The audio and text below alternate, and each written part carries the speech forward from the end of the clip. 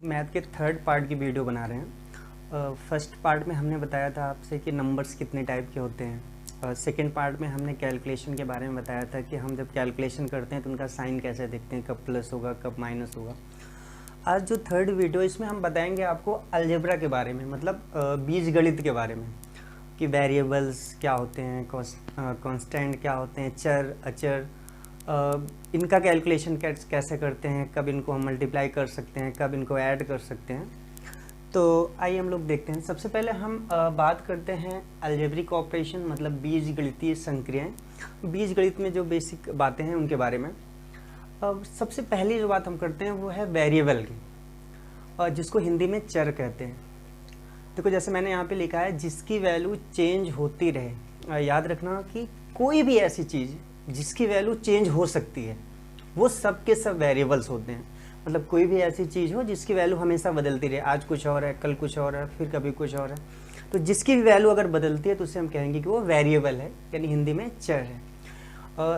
एक बात ध्यान रखना आपकी, जो मैथ्स में इंग्लिश अल्फ़ाबेट्स होते हैं उसमें से जो लास्ट वाले अल्फ़ाबेट्स होते हैं जैसे U, V, W, X, Y, Z, इन सब को यूज़ करते हैं वेरिएबल के लिए मैथ्स में बेसिकली। और जैसे कहीं पे लिखा हुआ है एक्स तो हम समझ जाएंगे कि ये वेरिएबल है। बट अगर आपसे बोल दिया जाए कि ये जो एक्स है वो चेंज नहीं हो रहा है, बदल नहीं रहा है, इसकी वैल्यू बदल नहीं रही है, तो ये वेरिएबल नहीं होगा, फिर ये कांस्टेंट हो जाएगा। मतलब ये हुआ कि वेरिएबल होने के लिए एक्स वाई जेड होना ज़रूरी नहीं है, वेरिएबल होने के लिए चेंज होना ज़रूरी है। नॉर्मली कहीं पे एक्स लिखा है तो हम इसे वेरिएबल ही समझेंगे, बट अगर ये बोल दिया जाए कि भाई ये एक्स बदल नहीं रहा है तो हम जानेंगे कि ये वेरिएबल नहीं बल्कि कांस्टेंट है। तो इन चीज़ों को आप ध्यान रखना। दूसरी चीज़ जो इसमें जानने वाली होती है वो ये है कांस्टेंट, जिसको हम अचर कहते हैं हिंदी में। कांस्टेंट क्या होता है? और याद रखना कि कोई भी चीज़ जिसकी वैल्यू फिक्स रहे, जो कभी ना बदले, उसे हम कांस्टेंट कहते हैं, अचर कहते हैं। मतलब हम कह सकते हैं जिसकी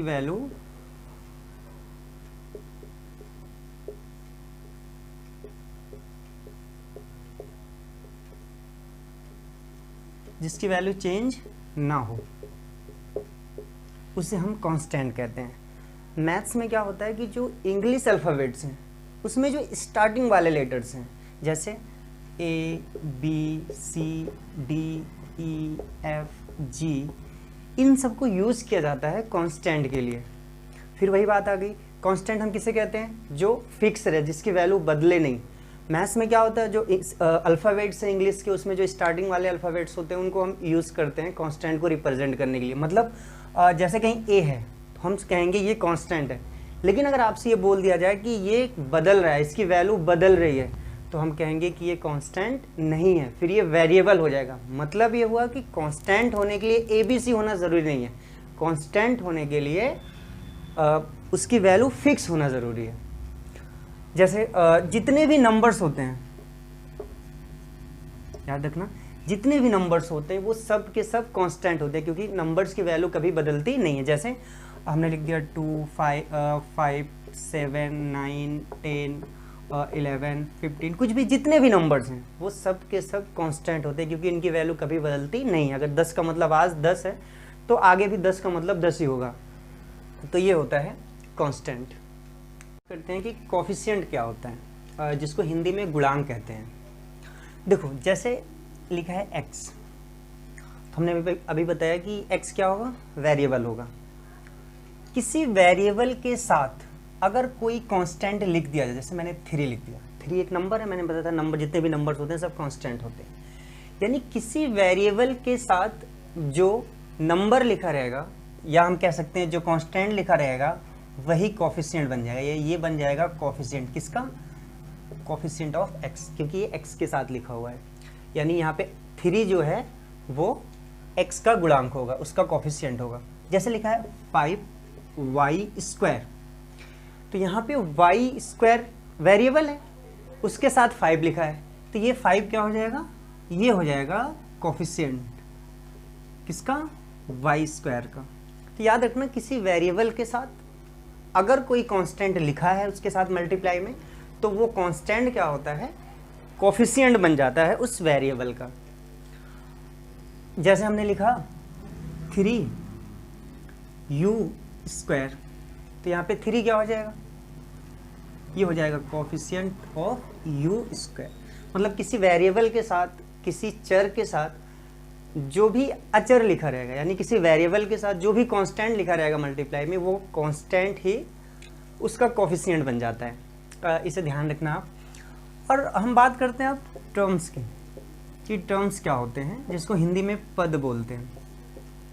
देखो टर्म्स क्या होता है, जैसे मैंने लिखा है x, तो यहाँ पे कितने टर्म्स हैं, ये अकेला है यानी एक टर्म्स है। मैंने इसके बगल में y लिख दिया, अब अभी भी ये एक ही टर्म्स रहेगा। याद रखना कि नंबर ऑफ टर्म्स तभी बढ़ते हैं जब उनके बीच में प्लस का साइन आए या माइनस का साइन आए। हम लिख देते हैं इस बात को कि नंबर ऑफ टर्म्स तभी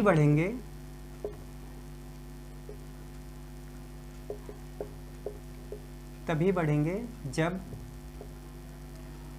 प्लस या माइनस का साइन है।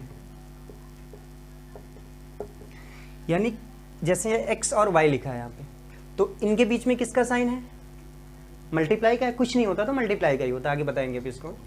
तो इसका मतलब ये अभी भी एक टर्म्स है, अभी भी ये एक ही टर्म्स है, समझ जाना, वन टर्म्स है।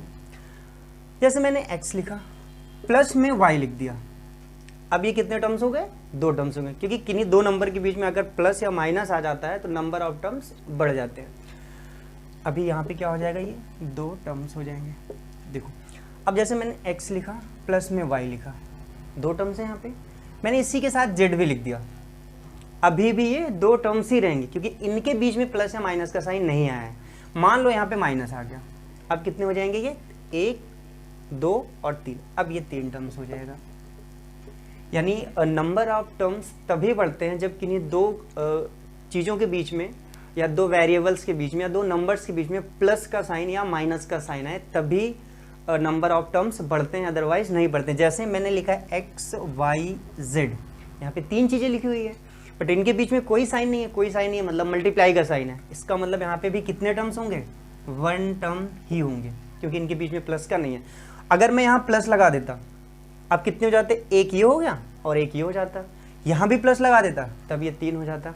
तो याद रखना इसको, अगर उनके बीच में कोई साइन नहीं है, सब मल्टीप्लाई में ही है, तो उसमें केवल एक ही टर्म्स होते हैं बस। अलजेब्रा के कुछ रूल्स जानते हैं कि अलजेब्रा में जब हम प्लस माइनस करते हैं, मल्टीप्लाई करते हैं, डिवाइड करते हैं, तो किन बातों का हमें ध्यान रखना होता है वहाँ पे। सबसे पहली चीज़ हम बता रहे हैं आपको, रूल नंबर 1 जो एडिशन और सब्ट्रैक्शन के लिए है। मतलब हम जब कभी बीजगणित में यानी अलजेब्रा में अगर हम प्लस माइनस करते हैं, एडिशन करते हैं, सब्ट्रैक्शन करते हैं, तो कैसे करते हैं, किन बातों का हमें ध्यान रखना होता है। देखो कभी भी किसी वेरिएबल को, यानी अलजेब्रा में मोस्टली वेरिएबल और कांस्टेंट दोनों आते हैं, तो जब भी हम अलजेब्रा की बात करेंगे समझ लेना कि वेरिएबल की बात हो रही है। जब कभी हमारे पास वेरिएबल हो, उनको ऐड करना, जैसे कोई कांस्टेंट है, मान लो 3 है और 4 है, उन्हें ऐड करना है तो 3 और 4 7 हो जाएगा। बट जब हमें किसी वेरिएबल को ऐड करना होता है तब हम कैसे करते हैं, उसमें दो चीज़ों को ध्यान रखना होता है। एक तो जो दो वेरिएबल जिनको आप ऐड करने जा रहे हो वो सेम टाइप के होने चाहिए। मतलब अगर एक x है तो दूसरा भी x होना चाहिए, पहली शर्त ये है। दूसरी शर्त ये है कि उनकी पावर भी सेम होनी चाहिए, मतलब उनकी जो घात होगी ऊपर, पावर होगी, वो भी सेम होनी चाहिए। मतलब एक x है, दूसरा x² है, तो अब यहाँ पे x और x तो दोनों जगह है, लेकिन वेरिएबल तो सेम टाइप के हो गए, लेकिन उनकी पावर यहाँ पे क्या है, अलग अलग है। तब ऐसी चीज़ों को ना हम ऐड कर सकते हैं और ना ही सब्ट्रैक्ट कर सकते हैं। तो ये दो बातें आपको याद रखनी होगी। कभी भी किसी वेरिएबल को ऐड करना हो या सब्ट्रैक्ट करना हो तो इन दो बातों का हमें ध्यान रखना होगा। पहली बात ये कि जो वेरिएबल हैं वो दोनों सेम टाइप के होने चाहिए। सेम टाइप के होने के बाद उनकी पावर भी सेम होनी चाहिए, तभी उनको हम ऐड या सब्ट्रैक्ट कर सकते हैं। एग्जाम्पल समझना, जैसे x लिख दिया मैंने और यहाँ पे हमने x लिख दिया। अब देखो इन दोनों वेरिएबल्स को हमें ऐड करना है, तो ये सेम टाइप के वेरिएबल है। अब पावर पे ध्यान देते हैं, तो यहाँ पावर कुछ नहीं है, कुछ नहीं होती तो पावर 1 मानते हैं। यहाँ पे भी पावर 1 है, इसका मतलब इन दोनों की पावर सेम है। तो जब हम इनको ऐड करेंगे तो यहाँ पर यहाँ कुछ नहीं होता तो एक नंबर 1 होता है, यहाँ पे कुछ नहीं होता तो नंबर 1 होता है। अब इन्हें जब हम ऐड करेंगे तो यहाँ पर एक बार x है और यहाँ पर एक बार और x है, तो दोनों मिलके कितने होंगे 2x। याद रखना जब हम किसी वेरिएबल को ऐड करते हैं तो पावर के साथ कोई छेड़छाड़ नहीं करते। यहाँ पे भी पावर 1 है, यहाँ पे भी पावर 1 है, जब ऐड होने के बाद जो नंबर आया उसका भी पावर 1 होगा। पावर मत ऐड करना, यहाँ पे 2 लिख दो, ऐसा मत करना। और ये आगे अभी हम मल्टीप्लाई बताएंगे तो वहाँ पर आपको बताएंगे कि पावर भी ऐड होती है। आप समझो, जैसे हमने लिखा 3x प्लस 2x। अब यहाँ पे भी देखो 3 है 2 है, हमें उससे मतलब नहीं है, जो वेरिएबल उस पर हम ध्यान देंगे। यहाँ पे x है और यहाँ पे भी x है, इसका मतलब सेम टाइप के वेरिएबल। अब चेक कर लेंगे इनकी पावर भी सेम है कि नहीं। तो देखो यहाँ पे इसकी पावर 1 है और इसकी पावर भी 1 है, इसका मतलब इनको ऐड कर सकते हैं। यहाँ पे 3 बार x है, 3x का मतलब हुआ 3 टाइम्स x है, 2x यहाँ पे 2 बार x। जब दोनों को ऐड करेंगे तो मिलके 5 बार x हो जाएगा। पावर के साथ हम कुछ नहीं करेंगे जब भी वेरिएबल का एडिशन और सब्ट्रैक्शन होगा। तो इन 2 बातों को ध्यान रखना आप। जैसे समझो हमने लिखा 5y² plus 10y² plus 2y, इन सबको ऐड करना है। देखो सबसे पहली चीज़ हम ये चेक करेंगे, देखेंगे यार ये ऐड हो सकते हैं कि नहीं ऐड हो सकते हैं। तो हम इस यहाँ पे देख रहे हैं तो हमें नंबर से कोई मतलब नहीं, हम देख रहे हैं यहाँ y है, y² है और कहीं भी y² है, हाँ यहाँ पे। इसका मतलब ये दोनों एक ही फैमिली के, एक ही टाइप के वेरिएबल हैं और पावर भी उनके सेम है। तो यहाँ 5 बार y² और यहाँ 10 बार y² है, दोनों मिलके कितना हो जाएगा 15y²। अब इसकी बात आती है और बीच में प्लस का साइन है। अब इसे तो हम कुछ कर नहीं सकते तो इसको हम वैसे ही लिख देंगे। हमने लिखा 3x² plus 2x minus 2x²। अब इसको ध्यान से देखना आप, यहाँ पर 3x² है, यानी यहाँ पे जो वेरिएबल यूज़ हो रहा है वो x² यूज़ हो रहा है। क्या इसके साथ इस तरह का कोई और भी वेरिएबल यूज़ हो रहा है यहाँ पे? तो यहाँ पे भी देख रहे हैं हम कि x² यूज़ हो रहा है। तो पहले हम इन दोनों को देख लेते हैं, उसके बाद जो बचेगा उनको हम चेक करेंगे। देखो यहाँ पे 3 बार x² है और यहाँ पर 2 बार x² है। ये प्लस में है और ये माइनस में है। हमने बताया था पिछले लेक्चर में कि अगर एक नंबर प्लस में हो और एक माइनस में हो तो हमेशा हम सब्ट्रैक्ट ही करते हैं और बड़े से छोटा। तो यहाँ 3 बार x² है और यहाँ 2 बार x² है, तो 3 बार x² में से 2 बार x² लेस हो जाएगा, बचेगा 1 बार x²। और उसका जब हम साइन लगाएंगे तो जो बड़ा होता है उसका साइन लगा देते हैं, यानी x², 3x² है, ये बड़ा नंबर था और इसके सामने प्लस है तो यहाँ प्लस ही रहेगा। और ये 2x है। अब इसकी फैमिली का तो कोई दूसरा दिख नहीं रहा है यहाँ पे, तो हम क्या करेंगे, इसको ऐसे ही उतार लेंगे 2x। और देखते हैं, जैसे लिखा है 2x plus 3y minus x plus 4y। अब समझो इसको। तो सबसे पहले हम देखेंगे कि यार यहाँ पे वेरिएबल्स है और कितने टाइप के वेरिएबल्स हैं। तो यहाँ पे x है, क्या इस फैमिली का और भी कोई वेरिएबल है? ये x है और ये x है। तो हम क्या करेंगे, पहले इन दोनों को देखेंगे। और यहाँ 2 बार x है और यहाँ 1 बार x है, ये प्लस में है ये माइनस में, यानी हम सब्ट्रैक्ट ही करेंगे बड़े से छोटा। यानी 2x में से जब x जाएगा तो यहाँ पे x आ जाएगा। यहाँ पर 3y है और वो प्लस में है, यहाँ पे 4y है वो भी प्लस में, जब दोनों प्लस में होते हैं। अब देखो यहाँ पे भी जो वेरिएबल है वही वेरिएबल यहाँ पे है, वेरिएबल सेम हो गया। दूसरी चीज़ हम क्या चेक करेंगे, इनकी पावर सेम है कि नहीं। तो यहाँ पे भी पावर 1 है, यहाँ पे भी पावर 1 है, इसका मतलब इनको हम ऐड या सब्ट्रैक्ट कर सकते हैं। तो देखेंगे ये प्लस में है और ये प्लस में, जब दोनों प्लस में होते हैं तो हम प्लस ही करते हैं, यानी ऐड करते हैं। तो 3y और 4y मिलके हो जाएगा 7y। आप लोग अगर वेरिएबल अलग अलग टाइप के होंगे तो उनको ऐड या सब्ट्रैक्ट हम नहीं कर सकते हैं। ऐड या सब्ट्रैक्ट तभी कर सकते हैं जब वो वेरिएबल सेम टाइप के हों और उनकी पावर भी सेम हो। जैसे समझो यहाँ पे लिखा है x प्लस वाई। अब कोई पूछे इसका आंसर क्या आएगा, तो इसका आंसर यही आएगा x प्लस वाई, क्योंकि इसे हम ऐड नहीं कर सकते। ये दूसरे टाइप का वेरिएबल है और ये दूसरा वेरिएबल है, तो इसे हम ऐड नहीं कर सकते। यानी ऐड या सब्ट्रैक्ट हम तभी करेंगे जब उनकी वेरिएबल भी सेम हो और उनकी पावर भी सेम हो। दूसरी बात, जैसे लिखा है x² plus x plus 3x²। अब समझो प्लस में y। यहाँ पर अगर हम इसे ऐड करना हो तो पहले चेक करेंगे क्या सेम टाइप के वेरिएबल्स यहाँ प्रेजेंट हैं। अगर सेम टाइप के वेरिएबल यहाँ पर प्रेजेंट होंगे तो पहले उनको हम देख लेंगे, x² और यहाँ पे भी x², यानी ये सेम टाइप के वेरिएबल मिल रहे हैं। यहाँ पर 1 बार है और यहाँ पर 3 बार है, दोनों ही प्लस में, इसका मतलब ऐड करेंगे। तो पहले इन्हें हम ऐड कर लेते हैं, एक्स स्क्वायर और 3x² मिलके हो जाएगा ये 4x²। अब देखते हैं फिर अगला x है, क्या इस फैमिली का कोई मिल रहा है? दूसरा x यहाँ पे हमें दिख रहा है, तो दूसरा x यहाँ पे नहीं दिख रहा है, तो हम उसको ऐसे उतार लेंगे। अब बात आती है y की, तो क्या y भी कहीं और दिख रहा है? नहीं दिख रहा है, तो हम उसको भी वैसे ही उतार लेंगे।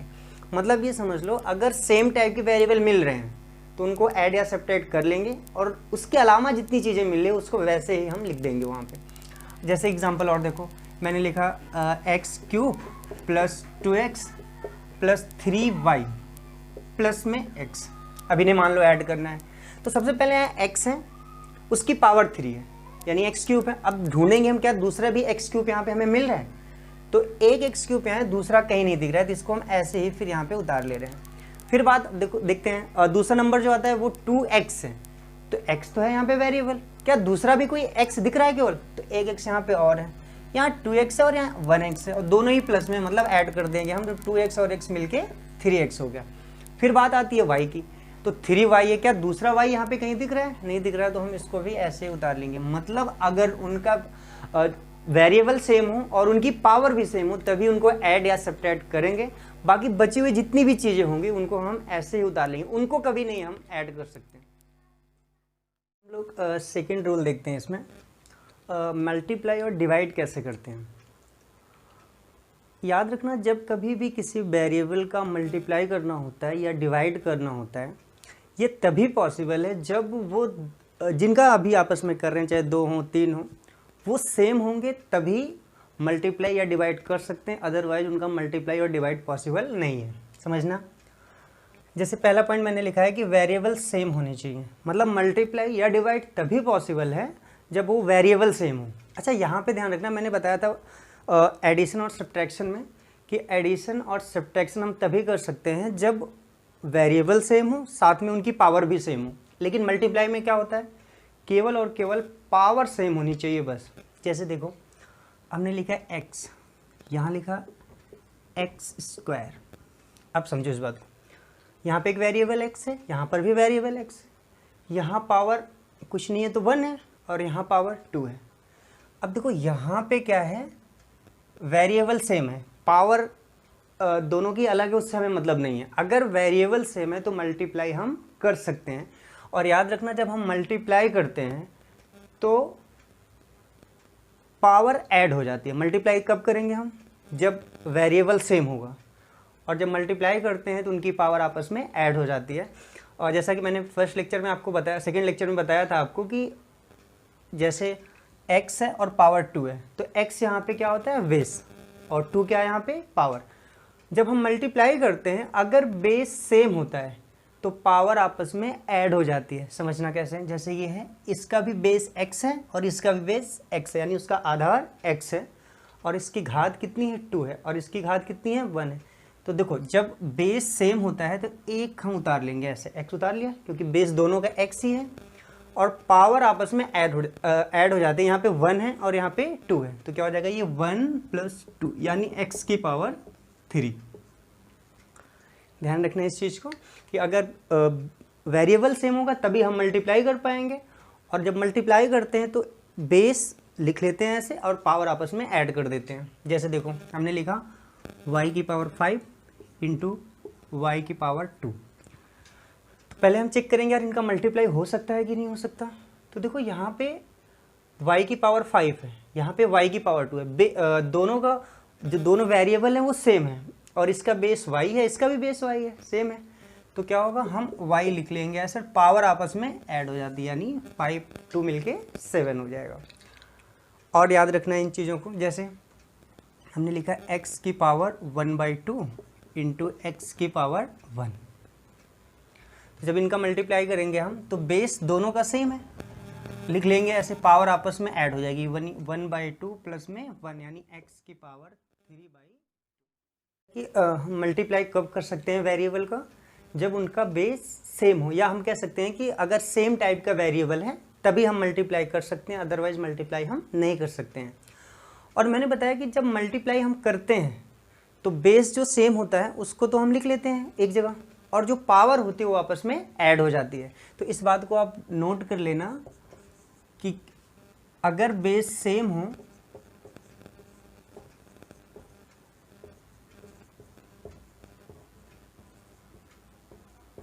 तो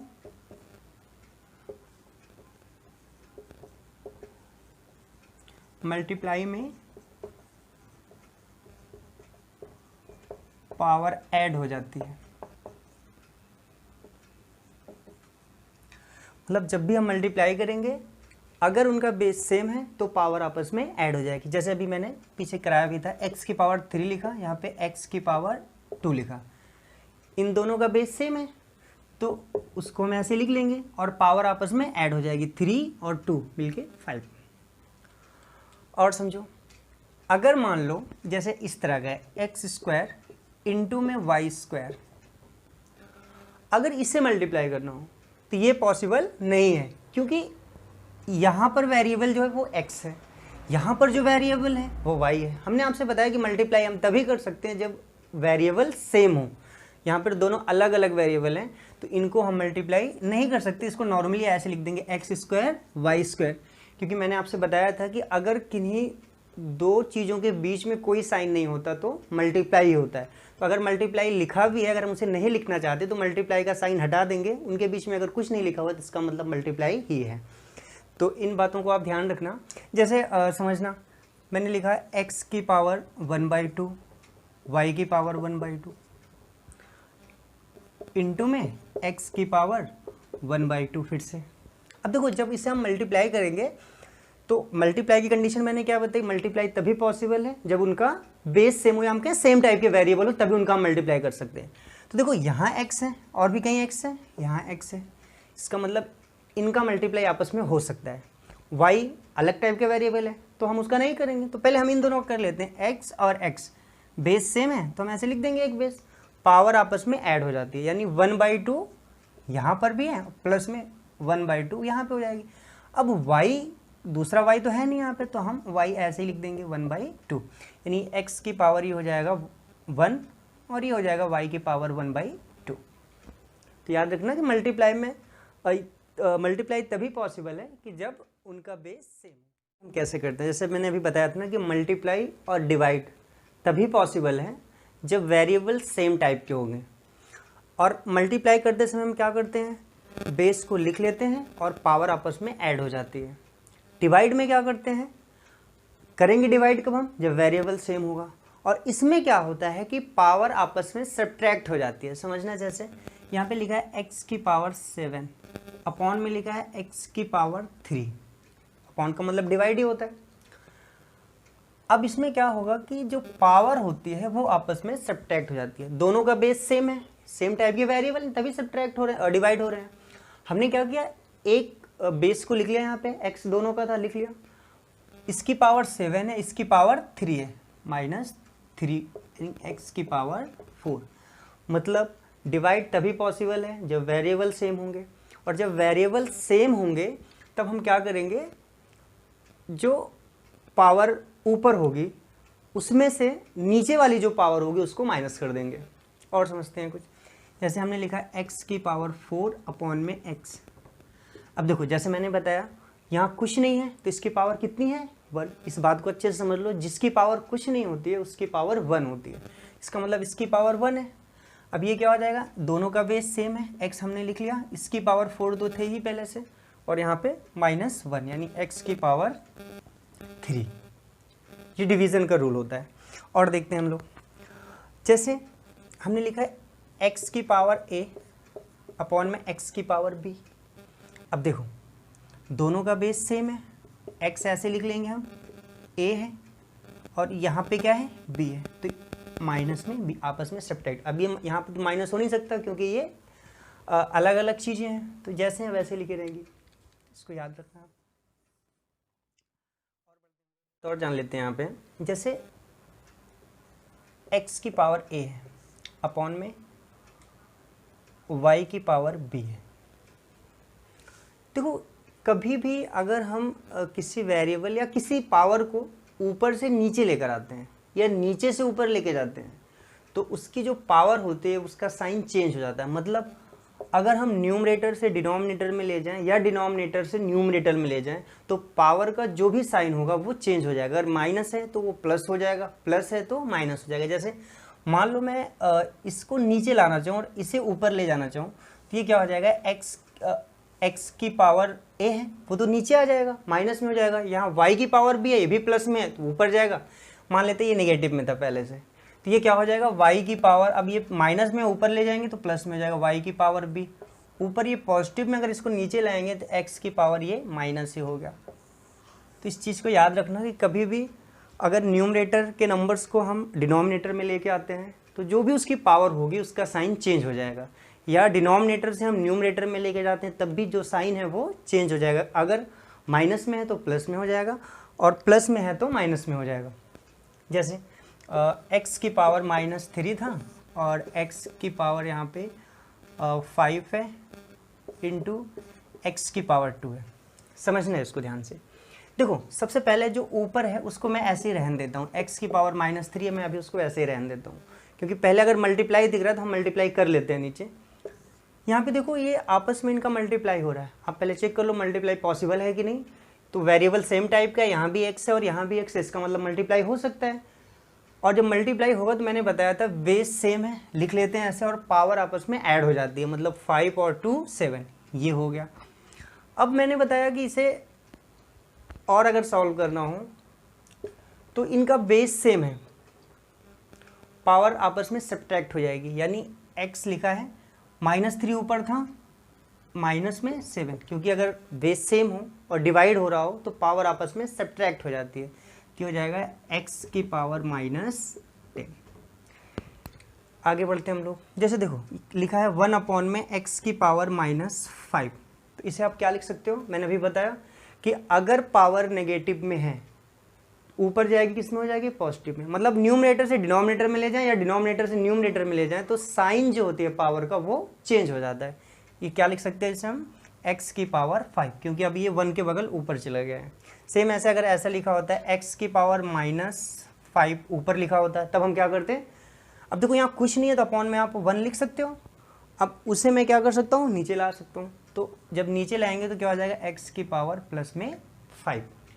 तो बस एक पॉइंट यहाँ पे याद रखना है कि कभी भी हम न्यूमरेटर से डिनोमिनेटर ले जाएं या डिनोमिनेटर से न्यूमरेटर ले जाएं तो जो साइन होता है पावर की वो चेंज हो जाती है। नेगेटिव में है तो पॉजिटिव हो जाएगा, पॉजिटिव है तो नेगेटिव हो जाएगा। हम लोग कुछ और भी एग्जाम्पल कर लेते हैं। जैसे समझना, अगर मान लो इस तरह का कुछ दिया हुआ है कि 3 की पावर 4 27 इंटू में 27 की पावर 5 अपॉन में 9 की पावर 2, इसे सॉल्व करना है। तो देखो जब इसे सॉल्व करना होगा तो सबसे पहले इनको हम रिड्यूस करेंगे, इनको छोटा करेंगे हम, कि जो जैसे यहाँ पावर 3 है यहाँ 27 है, तो हम देखेंगे क्या इससे और भी छोटा हम कर सकते हैं कि इस तरह का बेस यहाँ भी मिल जाए। तो देखो 27 का हम फैक्टर कर लेंगे। जब 27 का फैक्टर करेंगे 3 9 जा 27, 3 3 जा 9, 3 1 जा 3, और यहाँ पे है 9 का भी फैक्टर कर लेते हैं। तो 3 3 जा 9 और 3 1 जा 3। अब समझो इसको, यहाँ 3 बेस है, 3 की पावर 4 में रहने देता हूँ ऐसे, इनटू में ये 27 का जब मैंने फैक्टर किया तो 3 इंटू 3 इंटू 3 आया। मतलब हम 27 को लिख सकते हैं 3 की पावर 3। ये किसकी जगह मैंने लिखा है, 27 की जगह, और इस पूरे की पावर कितनी थी, ऑलरेडी 5 थी। यानी जो 27 लिखा था उसको मैंने ये लिख दिया है और पूरे की पावर 5 थी। अब देखो अपॉन में 9 है, ऐसी 9 को हम क्या लिख सकते हैं, 3 की पावर 2, और इस पूरे की पावर 2 ऑलरेडी है। अब इसे हम जब सॉल्व करेंगे आगे तो देखो ये 3 की पावर 4 हो जाएगा। अब मैंने अभी बताया था जब पावर की पावर होती है तो उनका मल्टीप्लाई हो जाता है। यानी यहाँ पे ये 3 है और इसकी पावर 3, उसकी पावर भी 5 है, यानी बेस तो 3 है, पावर का पावर से मल्टीप्लाई हो जाएगा, यानी ये 15 हो गया। और अपॉन में देखो यहाँ पे भी वही चीज़ हो रही है, इसकी पावर 2 है और उसकी भी पावर 2 है फिर से, यानी 3 की पावर ये 4 हो जाएगी। अब इसको समझो, देखो यहाँ पे मैंने बताया था आपसे, पहले ऊपर सॉल्व कर लेते हैं क्योंकि दो चीज़ें हमें दिख रही है, इसका भी बेस सेम है, इसका भी बेस सेम है, और बीच में साइन है मल्टीप्लाई का। अगर बेस सेम है तो हम मल्टीप्लाई कर सकते हैं, और कैसे करते हैं, उसकी पावर ऐड हो जाती है। यानी ये हो जाएगा 3 की पावर 4 और 15 मिलके 19 और अपॉन में है 3 की पावर 4। अब देखो अपॉन में है मतलब ये डिवाइड में है, अगर ये डिवाइड में है तो डिवाइड होगा कि नहीं होगा, मैंने बताया था अगर बेस सेम हो तो डिवाइड हो सकता है।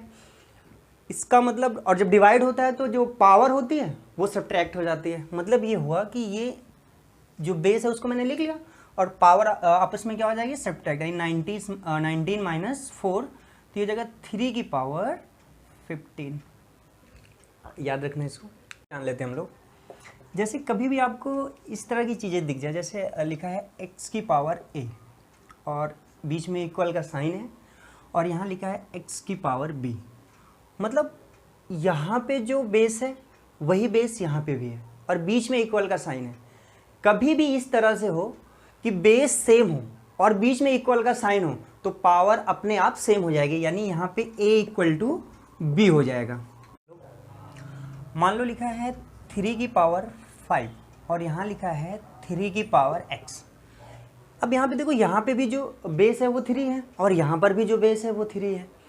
इसकी पावर 5 है और इसकी पावर x है, मतलब ये हुआ कि यहाँ पे दोनों का बेस सेम है और बीच में इक्वल का साइन लगा हुआ है। ये तभी पॉसिबल है जब x इक्वल टू 5 होगा, तो यहाँ से हमें मिल जाएगा कि x इक्वल टू 5। इसे ध्यान रखना आप।